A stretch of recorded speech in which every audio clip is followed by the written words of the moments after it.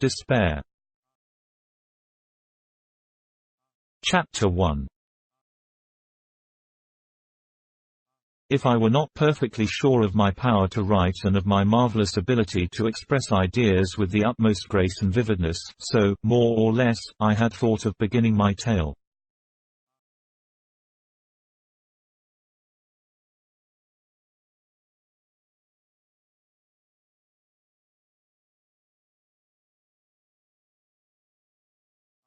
Further, I should have drawn the reader's attention to the fact that had I lacked that power, that ability, etc., not only should I have refrained from describing certain recent events, but there would have been nothing to describe, for, gentle reader, nothing at all would have happened.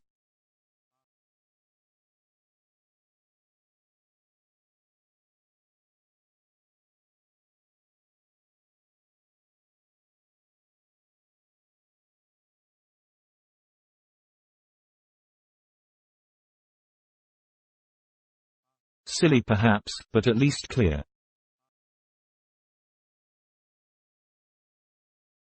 The gift of penetrating life's devices, an innate disposition toward the constant exercise of the creative faculty could alone have enabled me. At this point I should have compared the breaker of the law which makes such a fuss over a little spilled blood, with a poet or a stage performer.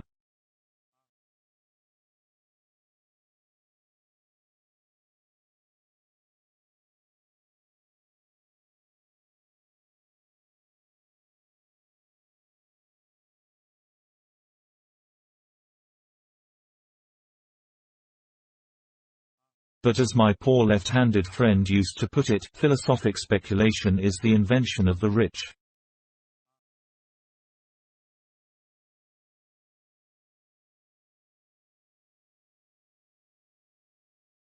Down with it. It may look as though I do not know how to start.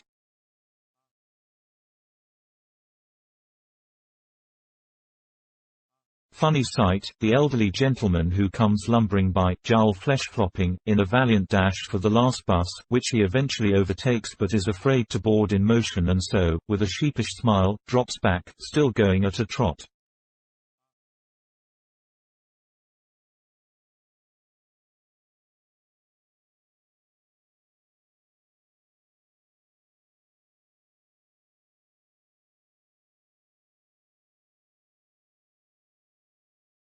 Is it that I dare not make the leap? It roars, gathers speed, will presently vanish irrevocably around the corner, the bus, the motorbus, the mighty Montibus of my tale.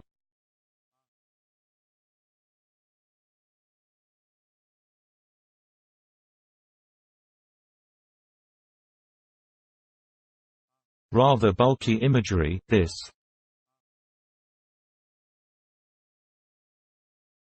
I am still running.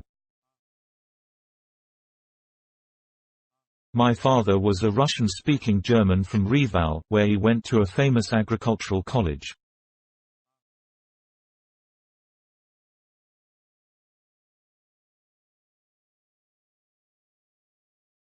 My mother, a pure Russian, came from an old princely stock.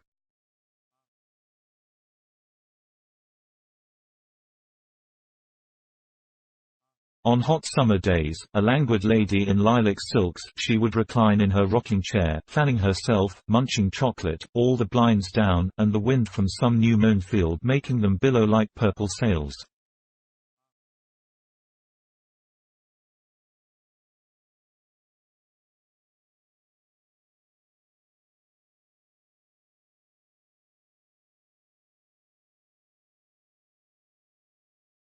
During the war, I was interned as a German subject, jolly bad luck, considering that I had just entered the University of St. Petersburg.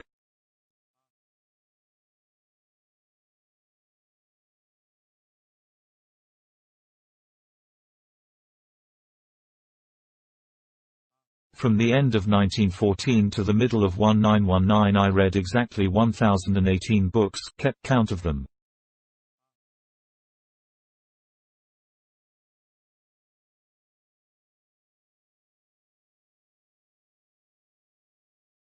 On my way to Germany I was stranded for 3 months in Moscow and got married there.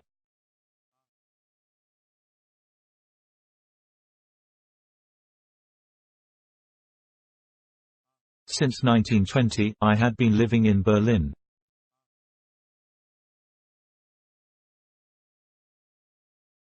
On 9 May 1930, having passed the age of 35.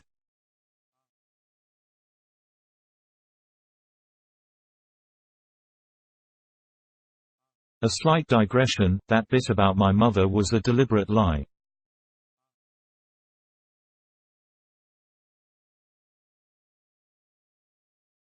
In reality, she was a woman of the people, simple and coarse, sordidly dressed in a kind of blouse hanging loose at the waist.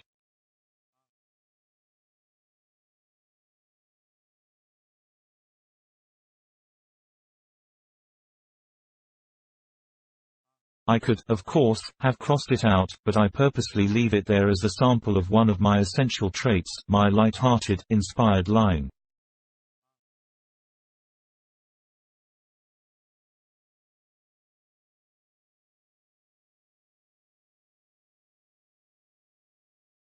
Well, as I was saying, the 9th of May 1930 found me on a business trip to Prague.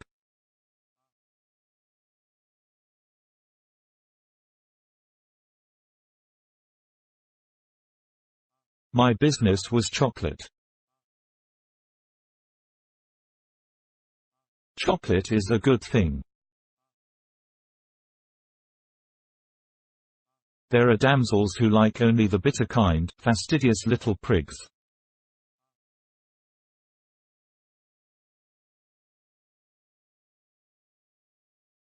Don't quite see why I write in this vein.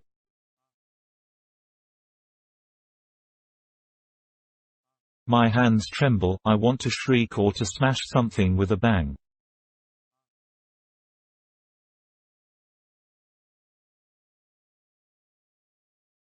This mood is hardly suitable for the bland unfolding of a leisurely tale.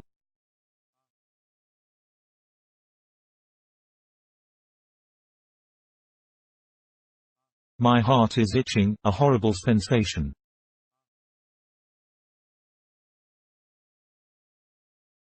Must be calm, must keep my head.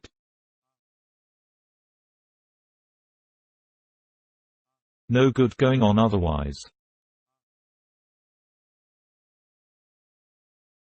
Quite calm. Chocolate, as everybody knows. Let the reader imagine here a description of its making.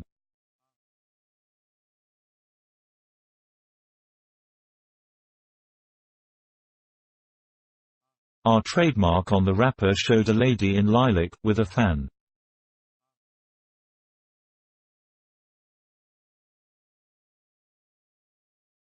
We were urging a foreign firm on the verge of bankruptcy to convert their manufacturing process to that of ours to supply Czechoslovakia, and so that was how I came to be in Prague.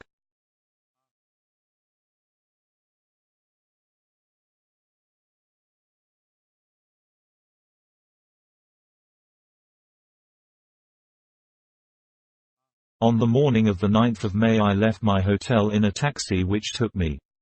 Dull work recounting all this.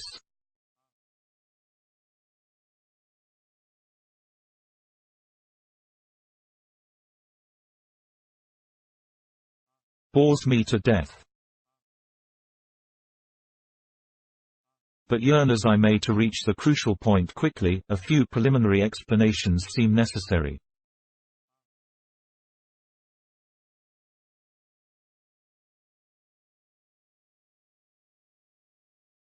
So let us have done with them. The firm's office happened to be on the very outskirts of the town and I did not find the fellow I wanted.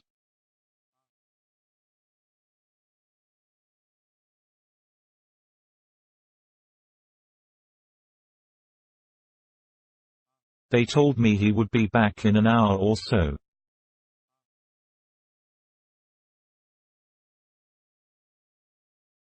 I think I ought to inform the reader that there has just been a long interval.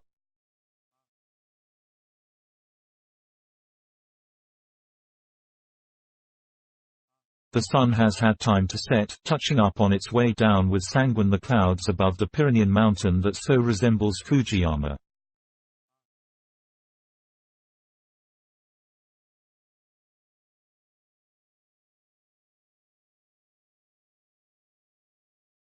I have been sitting in a queer state of exhaustion, now listening to the rushing and crashing of the wind, now drawing noses in the margin of the page, now slipping into a vague slumber, and then starting up all aquiver.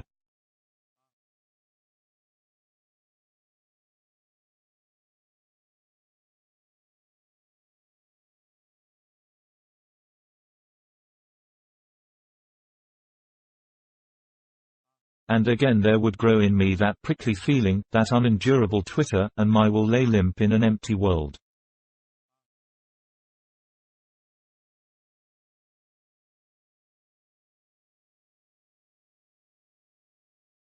I had to make a great effort in order to switch on the light and stick in a new nib.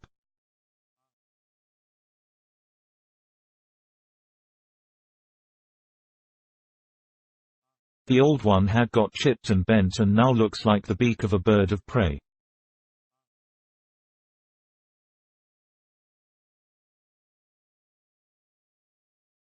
No, these are not the throes of creation, but something quite different.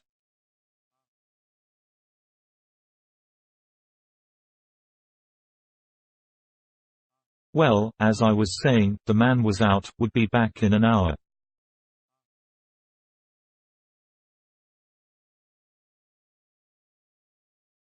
Having nothing better to do, I went for a stroll.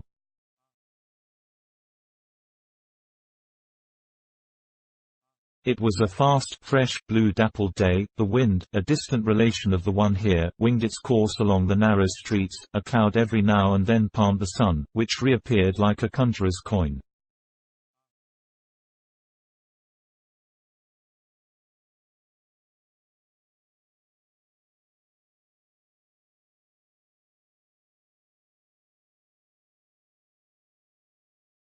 The public garden, where invalids were hand-peddling about, was a storm of heaving lilac bushes.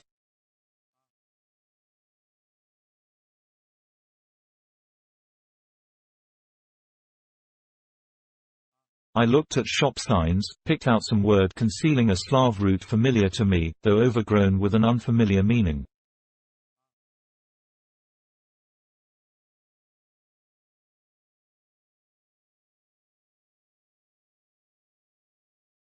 I wore new yellow gloves and kept swinging my arms as I rambled on aimlessly.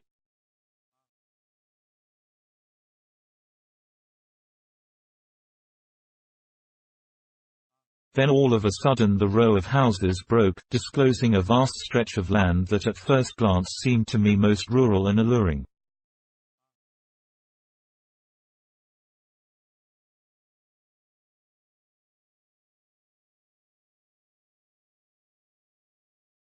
After passing some barracks, in front of which a soldier was exercising a white horse, I trod upon soft sticky soil, dandelions trembled in the wind and a shoe with a hole in it was basking in the sunshine under a fence.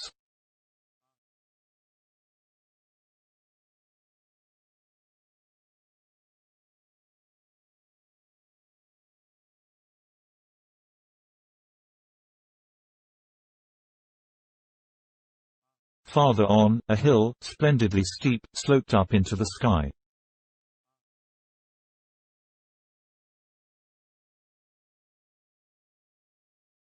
Decided to climb it. Its splendor proved to be a deception.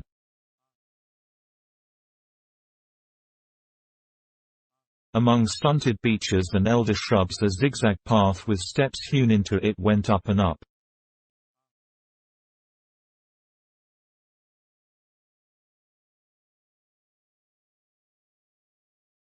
I fancied at first that after the very next turning I should reach a spot of wild and wonderful beauty, but it never showed itself.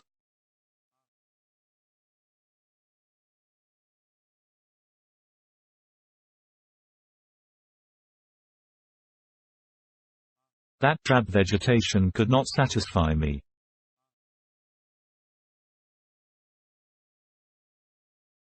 The shrubs straggled on bare ground, polluted all over with scraps of paper, rags, battered tins.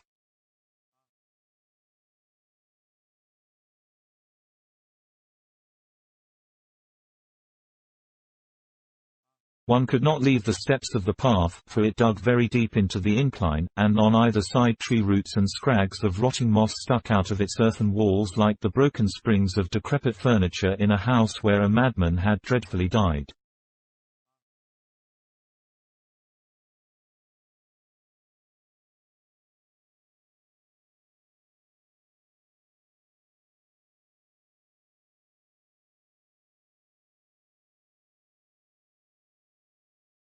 When at last I reached the summit, I found there a few shacks standing awry, a washing line, and on it some pants bloated with the wind's sham life.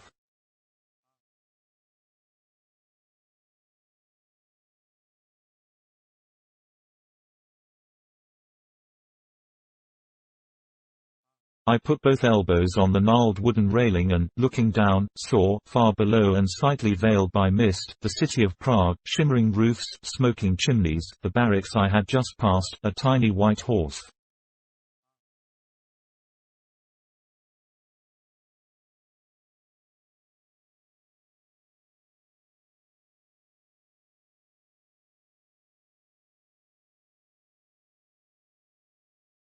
Resolving to descend by another way, I took the highroad which I found beyond the shacks.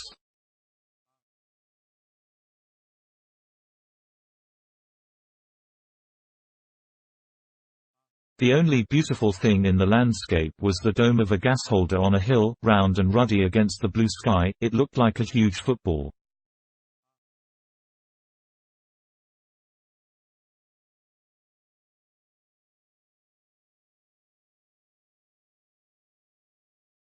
I left the road and began to climb again, this time up a thinly turfed slope.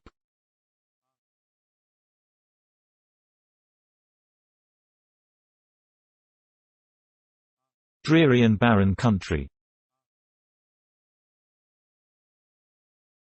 The rattle of a truck came from the road, then a cart passed in the opposite direction, then a cyclist, then, vilely painted rainbow-wise, the motor van of a firm of varnishers.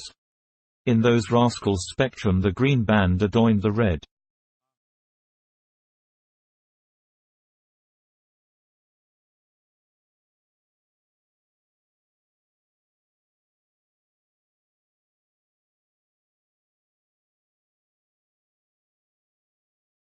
For some time I remained gazing at the road from the slope, then turned, went on, found a blurry trail running between two humps of bald ground, and after a while looked about for a place to rest.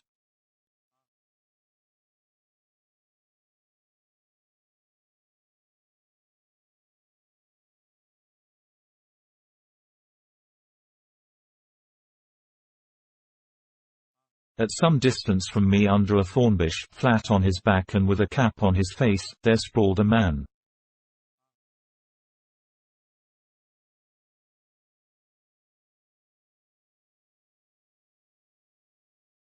I was about to pass, but something in his attitude cast a queer spell over me, the emphasis of that immobility, the lifelessness of those widespread legs, the stiffness of that half-bent arm.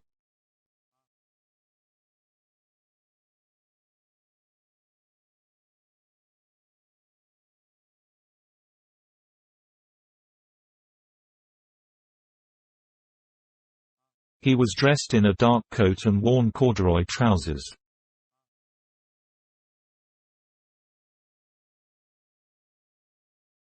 Nonsense, I told myself.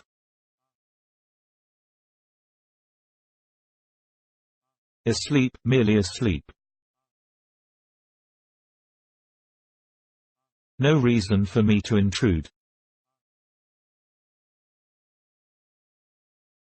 But nevertheless I approached, and with the toe of my elegant shoe flicked the cap off his face.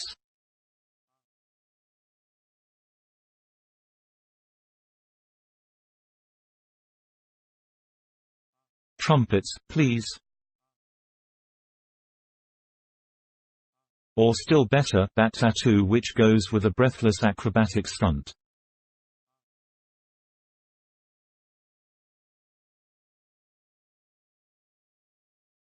Incredible.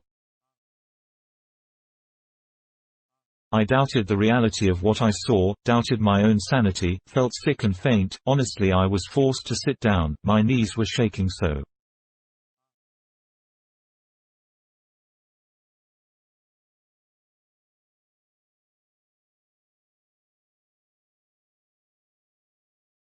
Now, if another had been in my place and had seen what I saw, he might perhaps have burst into roars of laughter.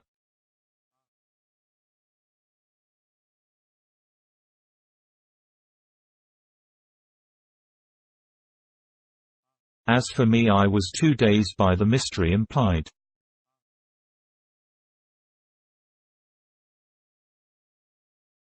While I looked, everything within me seemed to lose hold and come hurtling down from a height of 10 stories.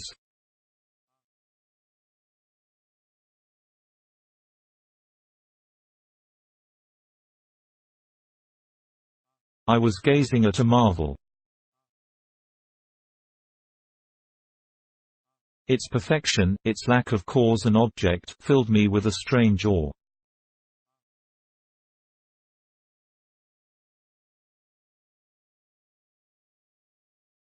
At this point, now that I have got to the important part and quenched the fire of that itching, it is meet, I presume, that I should bid my prose stand at ease and, quietly retracing my steps, try to define my exact mood that morning, and the way my thoughts wandered when, after not finding the firm's agent in, I went for that walk, scaled that hill, stared at the red rotundity of that gas holder against the blue background of a breezy May day.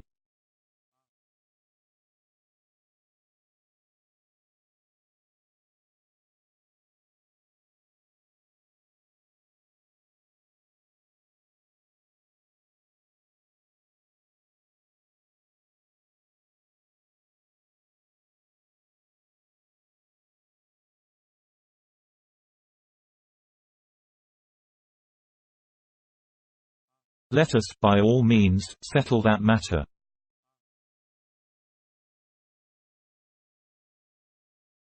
So behold me once again before the encounter, bright-gloved but hatless, still loitering aimlessly.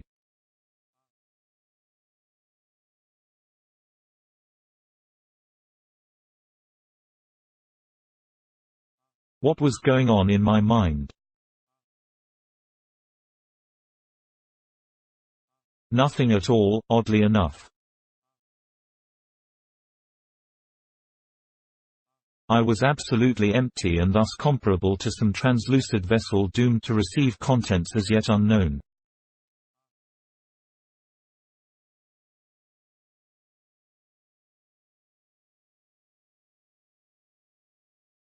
Whiffs of thoughts relating to the business in hand, to the car I had recently acquired, to this or that feature of the surrounding country, played, as it were, on the outside of my mind, and if anything did echo in my vast inward wilderness, it was merely the dim sensation of some force driving me along.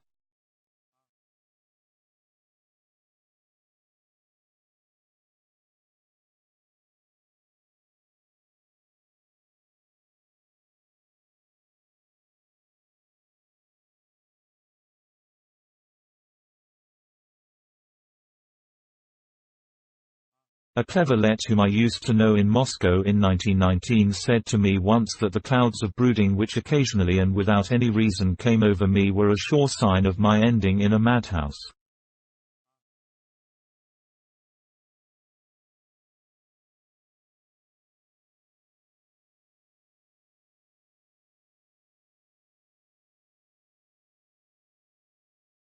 He was exaggerating, of course. During this last year I have thoroughly tested the remarkable qualities of clarity and cohesion exhibited by the logical masonry in which my strongly developed, but perfectly normal mind indulged.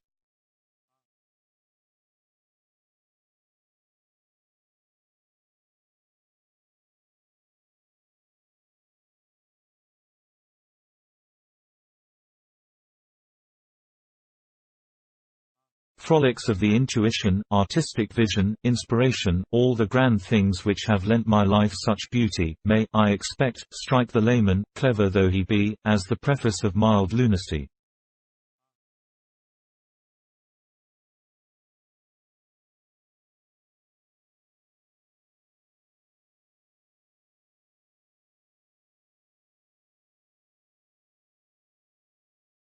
But don't you worry, my health is perfect, my body both clean within and without, my gait easy, I neither drink nor smoke excessively, nor do I live in riot.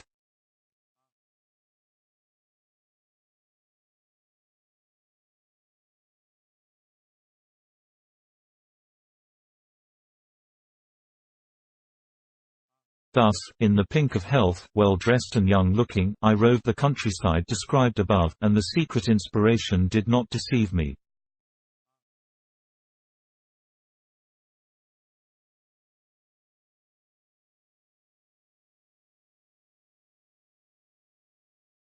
I did find the thing that I had been unconsciously tracking.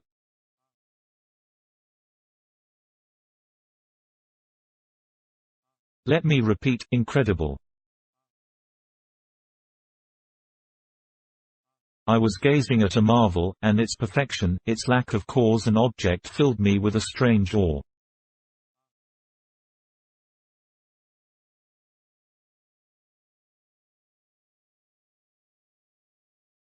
But perhaps already then, while I gazed, my reason had begun to probe the perfection, to search for the cause, to guess at the object.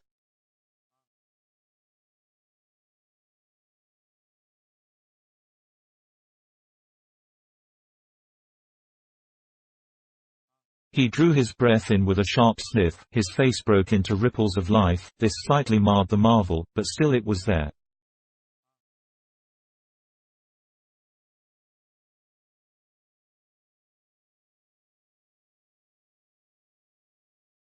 He then opened his eyes, blinked at me askance, Saturday up, and with endless yawns, could not get his fill of them, started scratching his scalp, both hands deep in his brown greasy hair.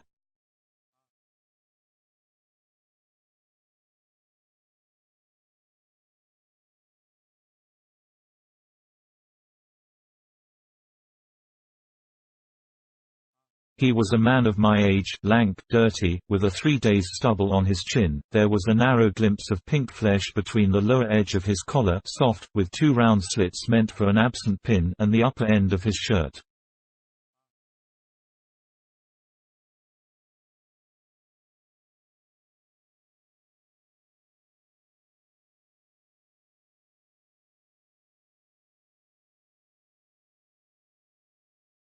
His thin knitted tie dangled sideways, and there was not a button to his shirt front.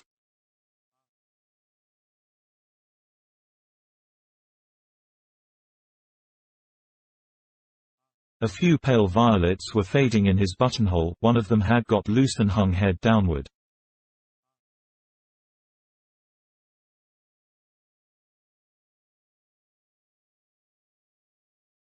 Near him lay a shabby knapsack, an opened flap revealed a pretzel and the greater part of a sausage with the usual connotations of ill-timed lust and brutal amputation.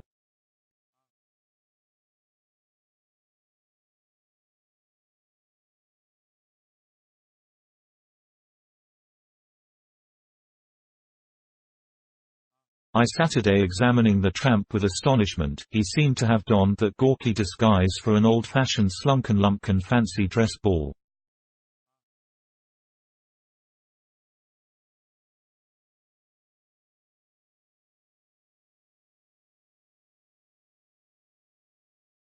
I could do with a smoke, said he in Czech.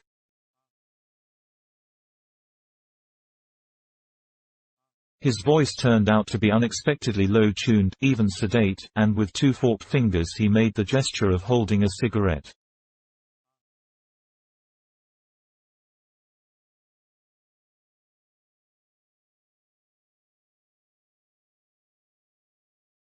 I thrust toward him my large cigarette case, my eyes did not once leave his face.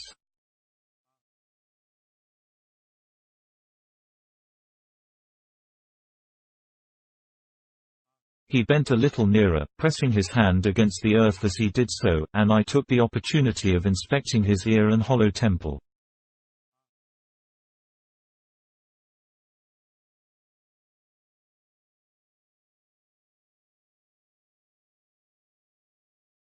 German ones, said he and smiled, showed his gums.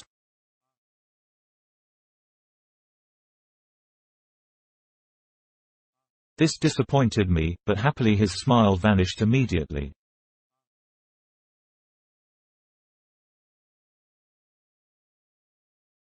By this time I was loath to part with the marvel.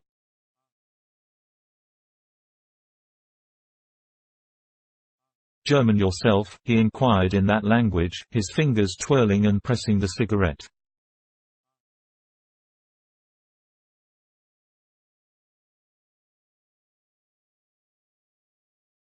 I said yes and clicked my lighter under his nose.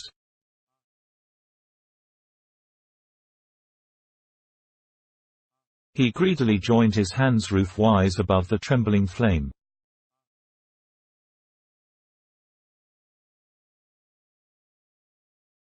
Blue-black, square fingernails.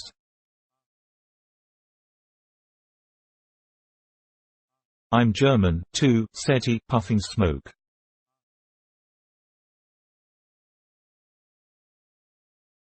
"That is, my father was German, but my mother was Czech, came from Pilsen."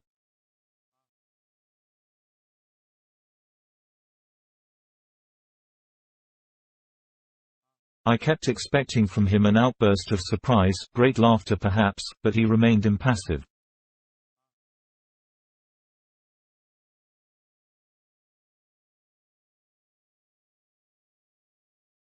Only then did I realize what an oaf he was.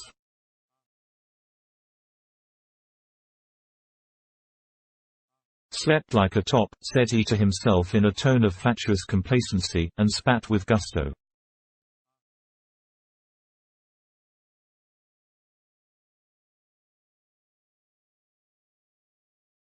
"Out of work?" I asked. Mournfully he nodded several times and spat again.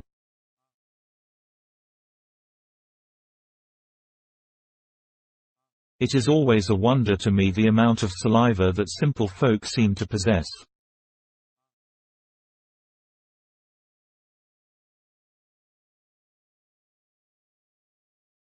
"I can walk more than my boots can," said he, looking at his feet.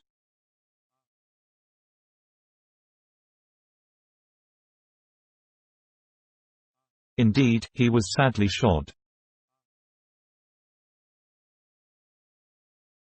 He rolled slowly onto his belly and, as he surveyed the distant gasworks and a skylark that soared up from a furrow, he went on musingly.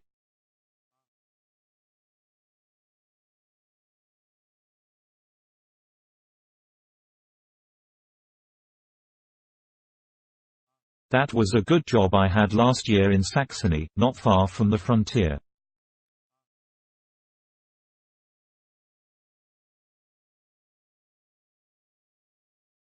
Gardening. Best thing in the world." Later on I worked in a pastry shop.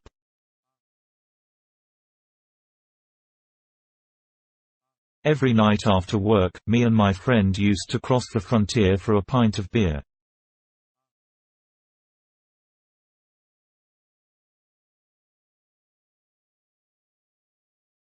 "7 miles there and as many back." The Czech beer was cheaper than ours and the wenches fatter.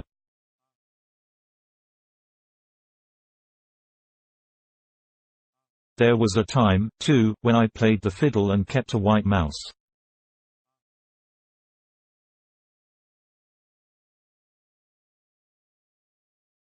Now let us glance from the side, but just in passing, without any physiognomizing, not too closely, please, gentlemen, or you might get the shock of your lives.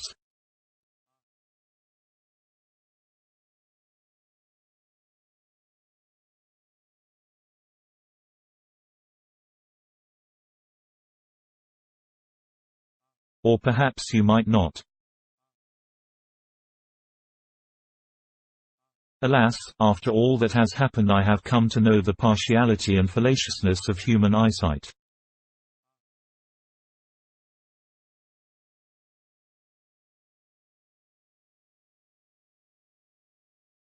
Anyhow, here is the picture, 2 men reclining on a patch of sickly grass, one, a smartly dressed fellow, slashing his knee with a yellow glove, the other, a vague-eyed vagabond, lying full length and voicing his grievances against life.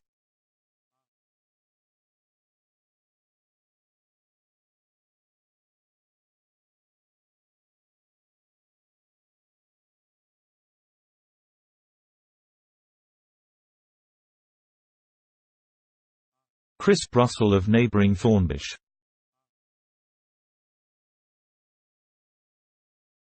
Flying clouds.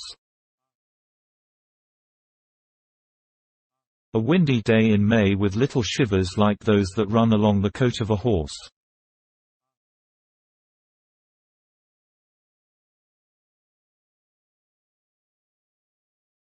Rattle of a motor lorry from the highroad.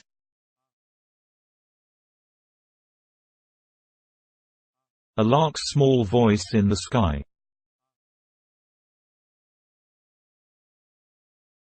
The tramp had lapsed into silence, then spoke again, pausing to expectorate.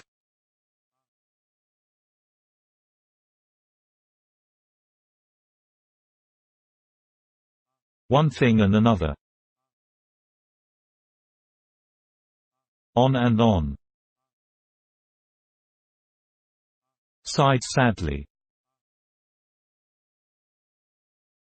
Lying prone, bent his legs back till the calves touched his bottom, and then again stretched them out.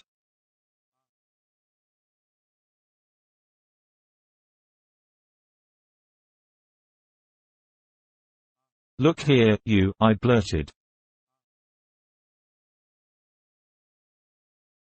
"Don't you really see anything?" He rolled over and Saturday up. "What's the idea?" he asked, a frown of suspicion darkening his face.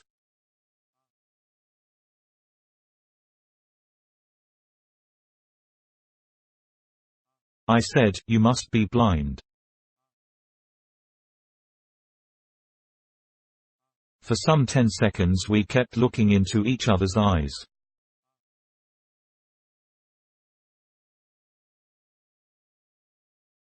Slowly I raised my right arm, but his left did not rise, as I had almost expected it to do. I closed my left eye, but both his eyes remained open.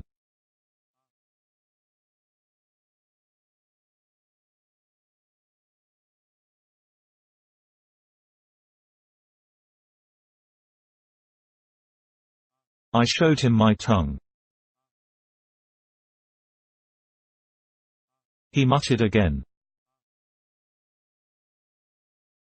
"What's up?" "What's up?" I produced a pocket mirror.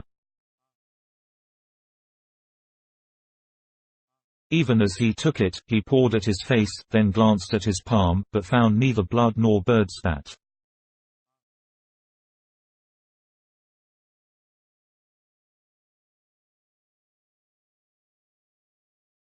He looked at himself in the sky-blue glass.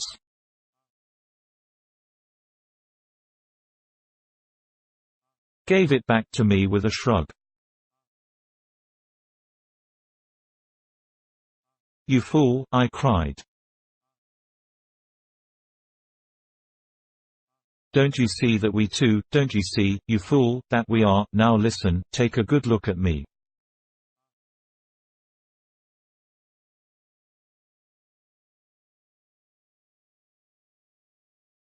I drew his head sideways to mine, so that our temples touched. In the glass 2 pairs of eyes danced and swam.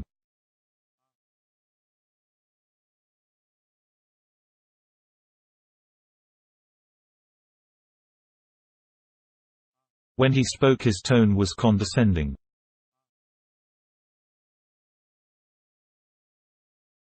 "A rich man never quite resembles a poor one, but I dare say you know better."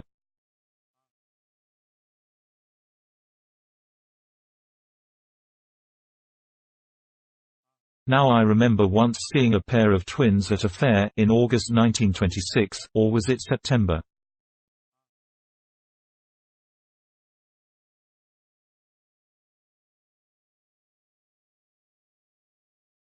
Now let me see.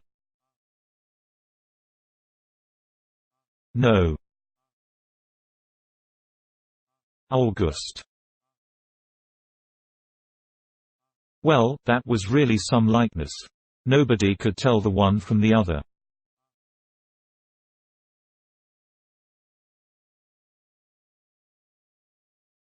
You were promised 100 marks if you spotted the least difference.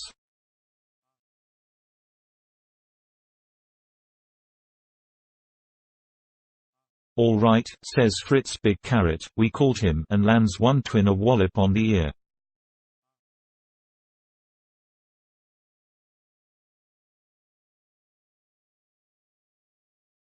There you are, he says, one of them has a red ear, and the other hasn't, so just hand over the money if you don't mind.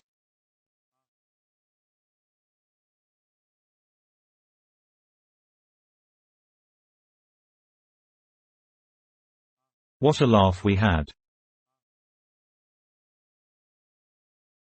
His eyes sped over the dove-grey cloth of my suit, slid down the sleeve, tripped and pulled up at the gold watch on my wrist.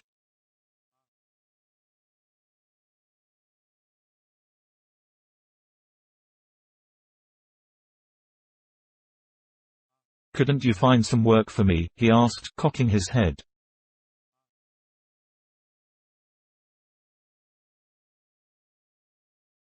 Note, it was he and not I who first perceived the Masonic bond in our resemblance, and as the resemblance itself had been established by me, I stood toward him, according to his subconscious calculation, in a subtle state of dependence, as if I were the mimic and he the model.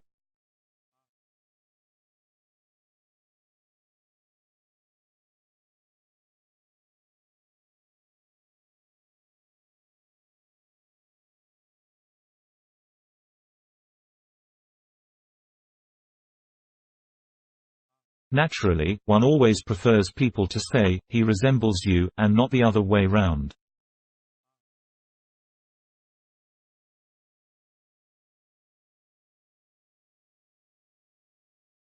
In appealing to me for help, this petty scoundrel was just feeling the ground in view of future demands.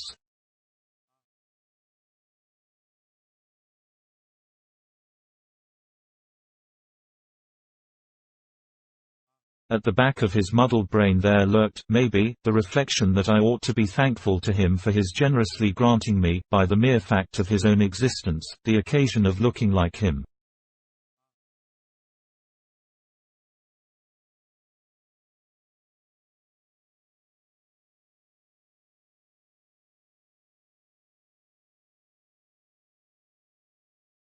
Our resemblance struck me as a freak bordering on the miraculous.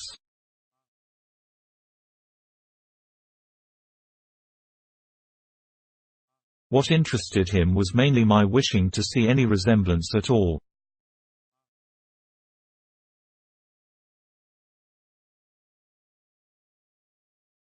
He appeared to my eyes as my double, that is, as a creature bodily identical with me.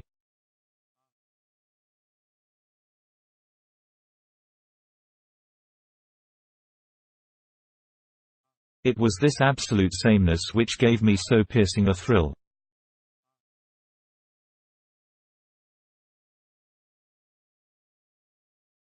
He on his part saw in me a doubtful imitator.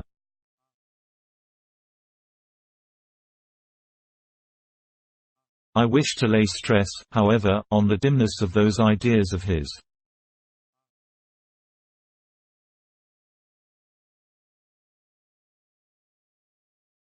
He would certainly not have understood my comments upon him, the dullard.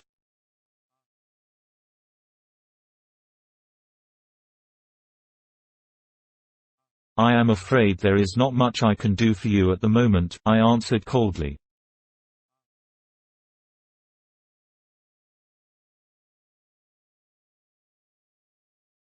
But leave me your address.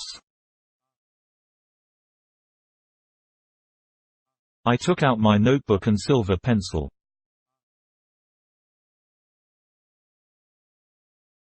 He smiled ruefully. No good saying I live in a villa, better to sleep in a hayloft than on moss in a wood, but better to sleep on moss than on a hard bench.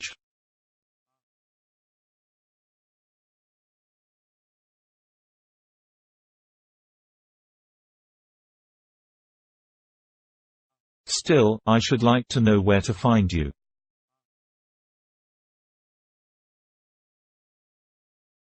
He thought this over and then said, This autumn I am sure to be at the same village where I worked last year.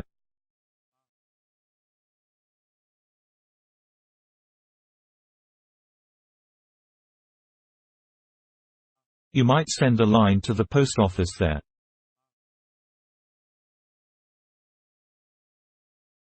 It is not far from Tarnitz.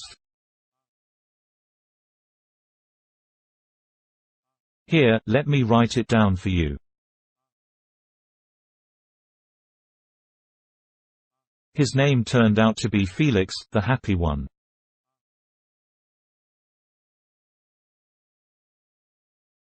What his surname was, gentle reader, is no business of yours.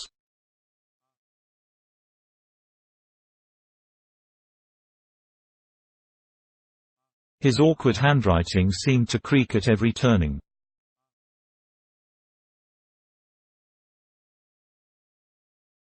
He wrote with his left hand. It was time for me to go. I put 10 crowns into cap. With a condescending grin he offered his hand, hardly bothering to sit up.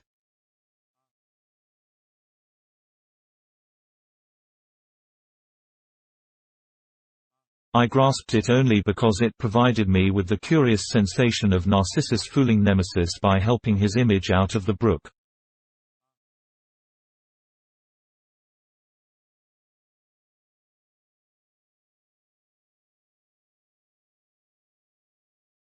Then almost at a run I returned the way I had come.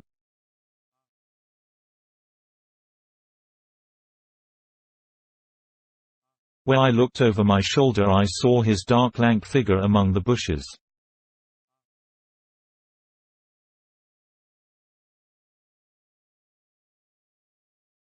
He was lying supine, his legs crossed in the air and his arms under his head.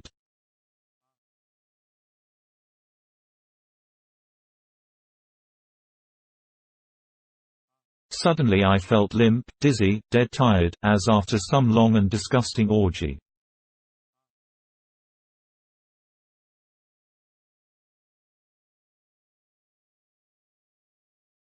The reason for this sickly sweet afterglow was that he had, with a cool show of absent-mindedness, pocketed my silver pencil. A procession of silver pencils marched down an endless tunnel of corruption.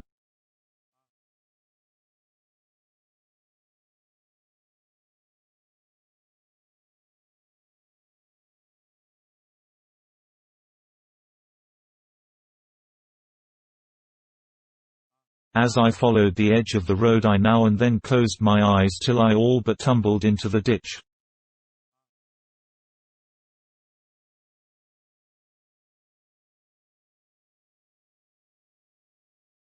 Then afterwards, at the office, in the course of a business conversation, I simply craved to tell my interlocutor, "Queer thing has just happened to me. Now you would hardly believe."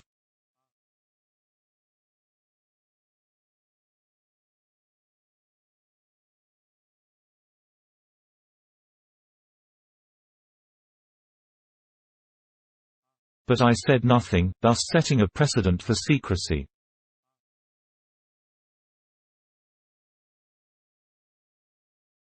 When at last I got back to my hotel room, I found there, amid mercurial shadows and framed in frizzly bronze, Felix awaiting me.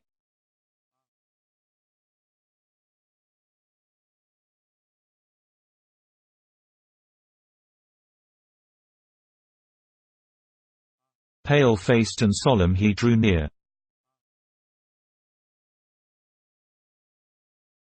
He was now well shaven, his hair was smoothly brushed back. He wore a dove-grey suit with a lilac tie.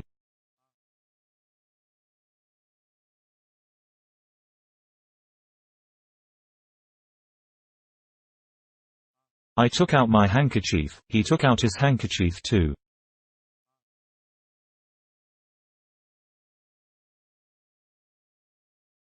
A truce, parleying. Some of the countryside had got into my nostrils.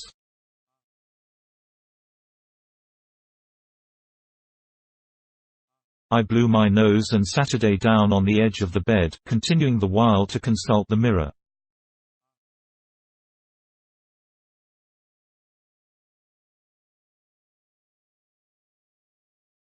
I remember that the small marks of conscious existence, such as the dust in my nose, the black dirt between the heel and the shank of one shoe, hunger, and presently the rough brown taste tinged with lemon of a large fat veal cutlet in the grillroom, strangely absorbed my attention, as if I were looking for, and finding, and still doubting a little, proofs that I was I, and that this I, a second-rate businessman with ideas, was really at a hotel, dining, reflecting on business matters, and had nothing in common with a certain tramp who, at the moment, was lolling under a bush.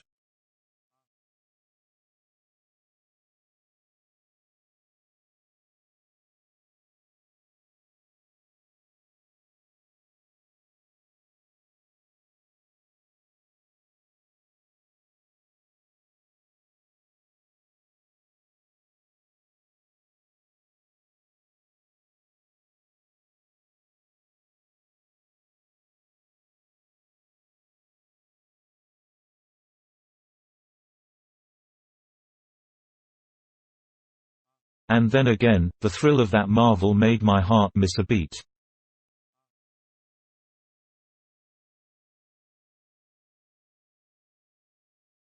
That man, especially when he slept, when his features were motionless, showed me my own face, my mask, the flawlessly pure image of my corpse. I use the latter term merely because I wish to express with the utmost clarity, express what?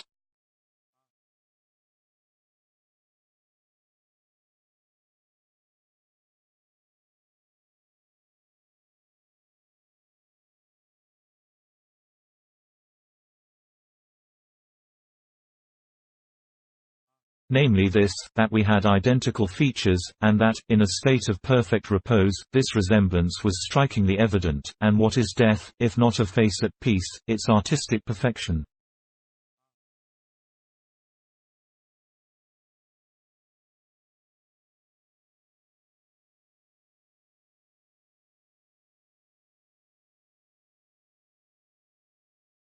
Life only marred my double, thus a breeze dims the bliss of Narcissus, thus, in the painter's absence, there comes his pupil and by the superfluous flush of unbidden tints disfigures the portrait painted by the master.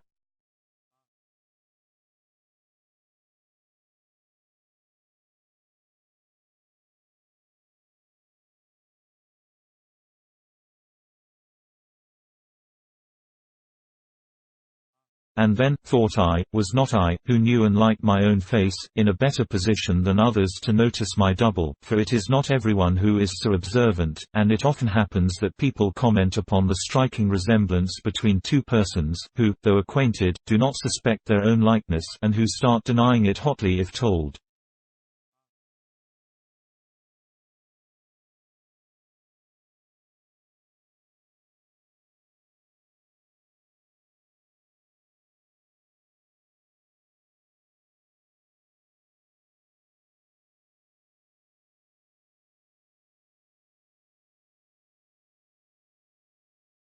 All the same, I had never before supposed it possible that there could exist such perfect resemblance as that between Felix and me.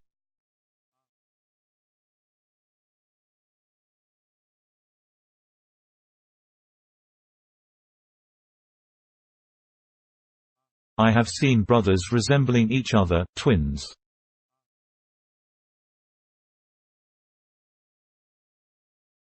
On the screen I have seen a man meeting his double, or better to say an actor playing two parts with, as in our case, the difference of social standing naively stressed, so that in one part he was a slinking rough, and in the other a staid bourgeois in a car, as if, really, a pair of identical tramps, or a pair of identical gents, would have been less fun.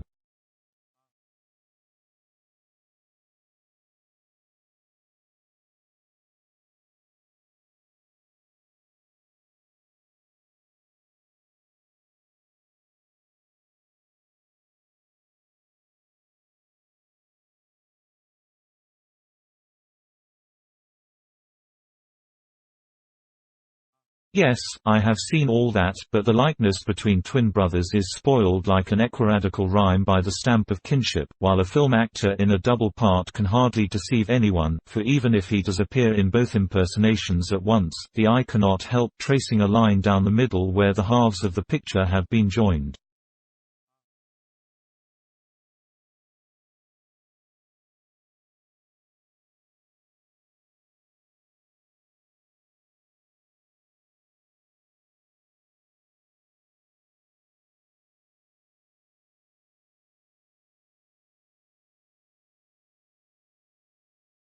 Our case, however, was neither that of identical twins sharing blood meant for one nor of a stage wizard's trickery.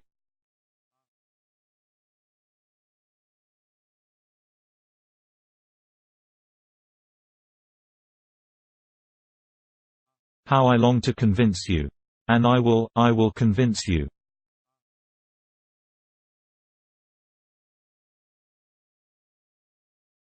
I will force you all, you rogues, to believe, though I am afraid that words alone, owing to their special nature, are unable to convey visually a likeness of that kind.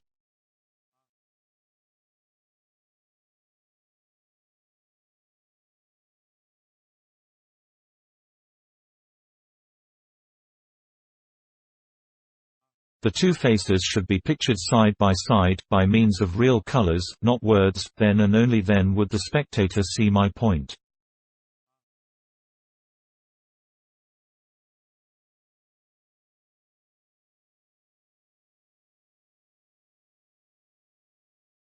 An author's fondest dream is to turn the reader into a spectator. Is this ever attained?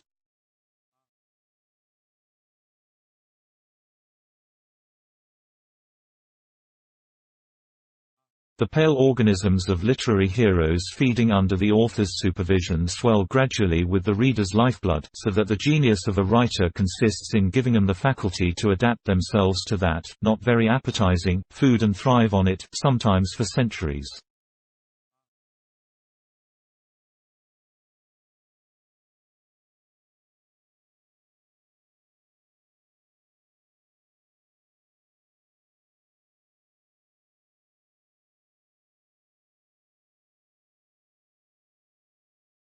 But at the present moment it is not literary methods that I need, but the plain, crude obviousness of the painter's art.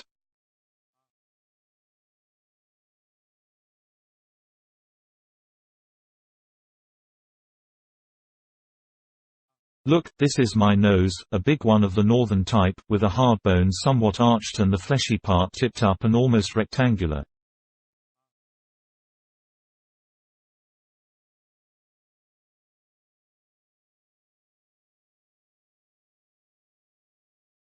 And that is his nose, a perfect replica of mine.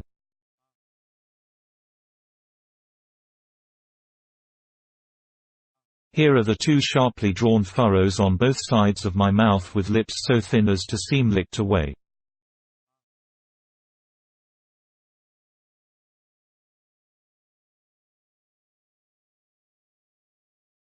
He has got them, too. Here are the cheekbones, but this is a passport list of facial features meaning nothing, an absurd convention.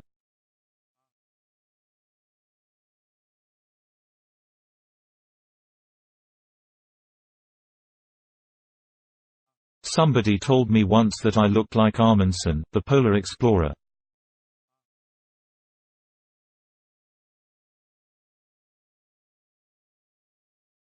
Well, Felix, too, looked like Amundsen.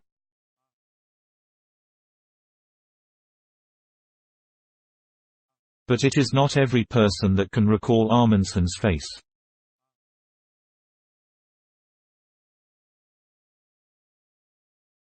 I myself recall it but faintly, nor am I sure whether there had not been some mix-up with Nansen.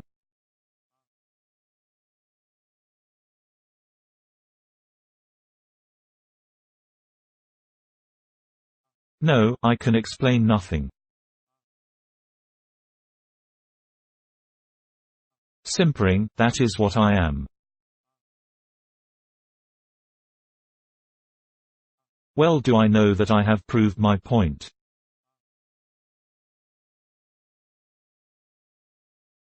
Going on splendidly. You now see both of us, reader.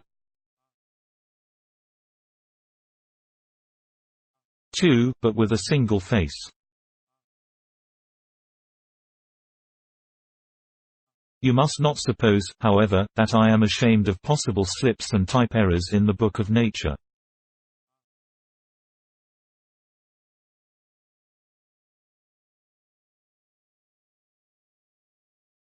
Look nearer. I possess large yellowish teeth, his are whiter and set more closely together, but is that really important?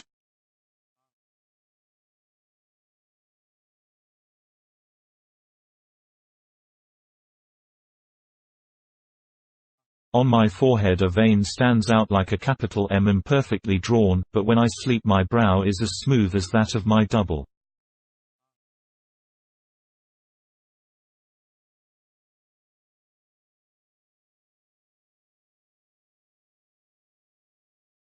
And those ears, the convolutions of his are but very slightly altered in comparison with mine, here more compressed, there smoothed out.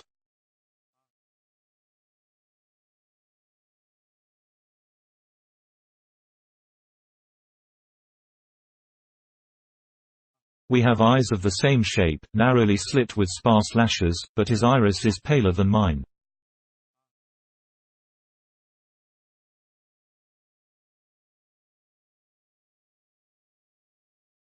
This was about all in the way of distinctive markings that I discerned at that first meeting.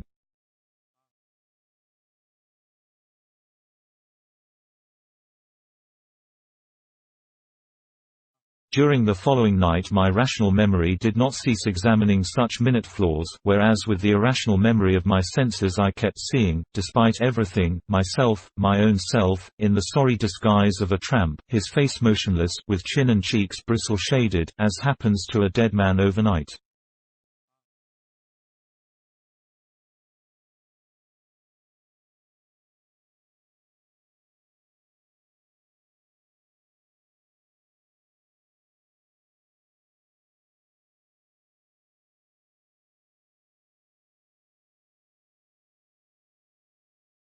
Why did I tarry in Prague?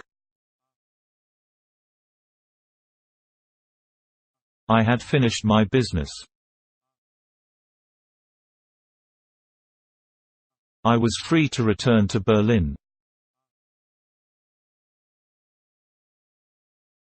Why did I go back to those slopes next morning, to that road?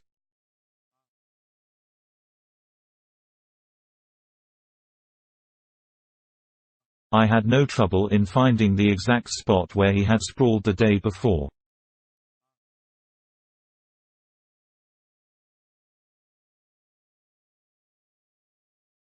I discovered there a golden cigarette end, a dead violet, a scrap of Czech newspaper, and that pathetically impersonal trace which the unsophisticated wanderer is wont to leave under a bush, one large, straight, manly piece and a thinner one coiled over it.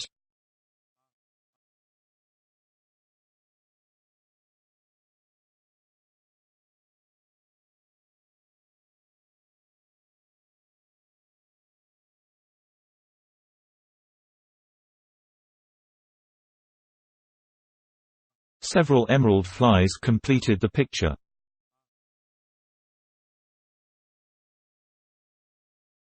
Whither had he gone? Where had he passed the night? Empty riddles. Somehow I felt horribly uncomfortable in a vague heavy way, as if the whole experience had been an evil deed.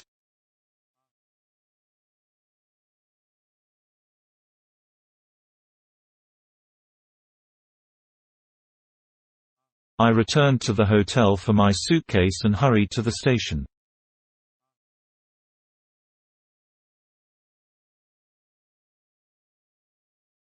There, at the entrance to the platform, were 2 rows of nice low benches with backs carved and curved in perfect accordance with the human spine.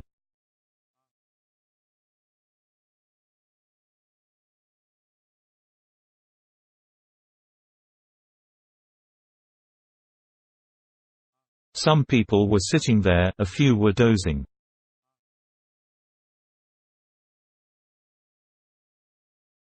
It occurred to me that I should suddenly see him there, fast asleep, hands open and one last violet still in his buttonhole.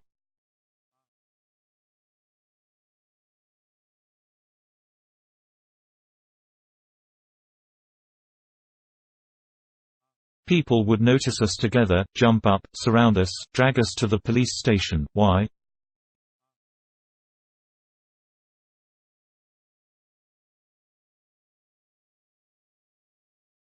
Why do I write this? Just the usual rush of my pen? Or is it indeed a crime in itself for two people to be as alike as two drops of blood?